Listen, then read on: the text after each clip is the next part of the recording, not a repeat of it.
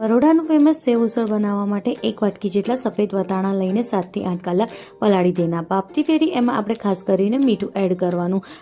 હવે એક પેનમાં 1 ચમચી જેટલું આખા દાણા, 4 થી 5 નંગ લવિંગ અને કાળા મરી એમાં એડ.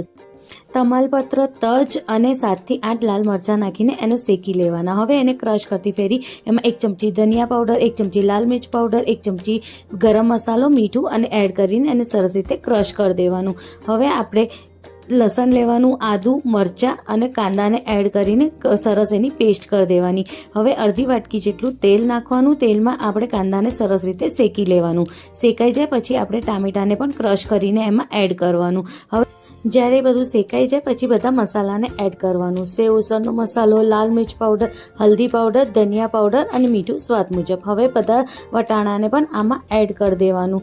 હવે એમાં 1.5 ગ્લાસ પાણી એડ કરીને સરસ રીતે ઉકાળી દેવાનું. રેડી છે સેવ ઉસળ.